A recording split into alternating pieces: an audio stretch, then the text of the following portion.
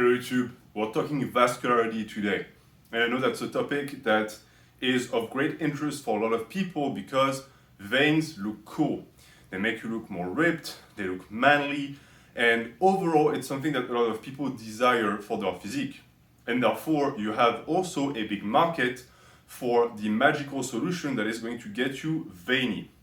And of course, I'm going to open this video by saying that there is no such thing. All of the videos you see that tell you that if you do this magical exercise or if you buy that special supplement, you're going to get veins, all of that is hogwash. It's just a way to get you to buy products because people understand that this is a desirable trait and therefore it's easy to sell. It's the same for a six-pack. So what you can expect from me is the way that I got my veins and the way that I'm going to keep developing them the hard way. Because to me, that's the only way that works. So if you look at veins on a surface level, you are of course going to look more veiny when you lose fat. So to start with, you need to be relatively lean. But that is, first off, not necessarily going to mean that you need to be below 10% or absolutely shredded, because just like muscles, veins can bulge through the fat. Of course, the more fat you have, the less of a chance of that happening exists, but it's doable. You don't need to be skinny to have veins. And when it comes to actually getting the veins to pop out with immediate means, things that are going to be painless and are going to be giving you a quick reward, some people will tell you that when you carb up, you get better veins. Some people will tell you that if you get a lot of sodium in your diet, you get better veins, etc. I'm not going to tell you anything about that because to me, these are not really long-term solutions. I want to help you and to teach you to develop veins in the long run, not just to heighten or highlight what is already there. So for me, the idea and the logic behind veins is quite simple and it fits nicely with my ideology. You see, what veins do is that they, of course, send fluid in the form of blood throughout the tissue. But the fluid has a job. The fluid is going to actually spread oxygen and nutrients. And therefore, the reason why muscles tend to be vascularized is because they are extremely glutinous when it comes to nutrients and oxygen. They want a lot of it, and therefore they need a lot of vascularization. And that is going to come through capillaries, that is going to come through the expanding of veins that already exist, that is going to come with the growth of veins that already existed, which is what gives this idea and this image that veins pop. The vein already existed, it didn't just materialize, but it got much bigger and now it's much more visible. And you see that this, of course, as I just explained, is also going to be due with fat loss. Usually when you cut, you see more veins. Now, I'm going to warn you immediately and I'm going to tell you to refrain from doing aggressive cuts just for the sake of seeing veins. There is no point in doing that, because you are going to most likely sacrifice a lot of muscle. And as I just explained, veins are going to come with muscle. So what you're doing really is that you are excavating the veins that already existed to be able to see them just to satisfy your ego. And in the long run, you're sacrificing your ability to become more veiny. And that's something we want to avoid. So just put that aside. The crash cuts and crash diets are not a solution. The solution is going to be getting bigger, because as I explained, the bigger the muscle is, the more nutrients it wants, and therefore the body is going to make the veins around the muscle grow so that it can keep pumping fluids in it. And it's something I've personally experienced with myself, where the muscles that are the biggest on my body and the muscles that I worked the most especially have the most veins. People ask me, how did I get veins in my bicep? And the answer is, I just trained my bicep. I didn't do anything special, I just trained them very hard.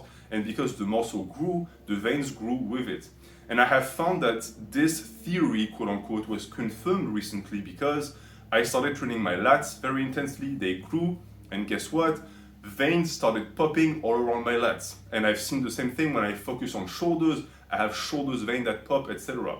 It's just the way of the body to prevent the muscle from being completely dried out from nutrients, and therefore it does what it does best, which is adapt.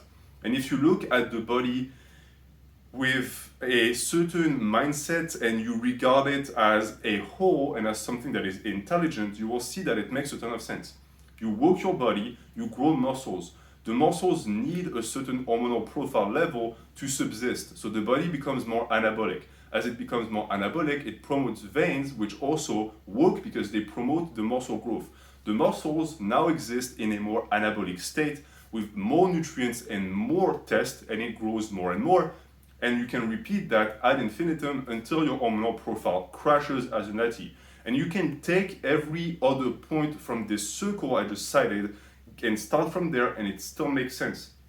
If you start from the hormonal profile, for example, the hormonal profile won't just grow for no reason. It grows as a defense mechanism because it senses that you are hitting its recovery more and more, and therefore it needs to adapt and become more anabolic, etc., etc.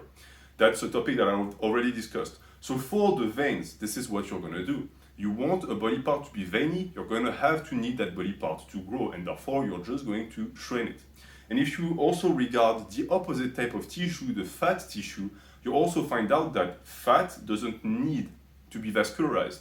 And therefore, within that logic, also understand that as you gain muscle, it can also be mitigated by too heavy of fat gains, because the fat is going to cover the muscle and cover the veins.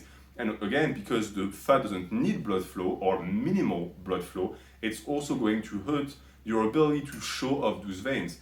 And therefore, you're going to have to strike a nice balance between size and a level of leanness that allows the muscle to pop. But I would also encourage you to not go overboard for both cases. Of course, if you bloat max, you can say goodbye to your veins, but don't go the other way and become anorexic. There's no point. Just stay in the middle and grow and be patient, and the veins will come. And you'll see that it's always a nice reward when you've actually gotten bigger and stronger and you start seeing veins. Because when you look at the balance and the way things grow, you'll find that even if the body puts fat around the muscle, intramuscular and vascular and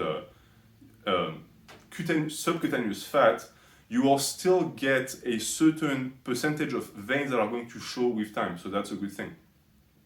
And there was one last thing I wanted to say with veins. Yes, people always look at hacks and tricks and things like this. And as I told you, I'm not a fan of immediate gratification, so I'm not going to give you any. But one thing that I found, or at least two things, is that in the long run, consuming garlic, for me, has really helped with my vascularity for some reason. It does look like it's helping the veins grow. And I've made a full video on garlic, so you can look that up. And two, cold showers, or just a cold environment in general, promotes the production of capillaries. So it's not necessarily the veins that are going to get bigger, but it's going to promote the creation of small veins throughout the body. And that can be extremely beneficial. So you can give both of these a try. Thank you for watching. Have a good day.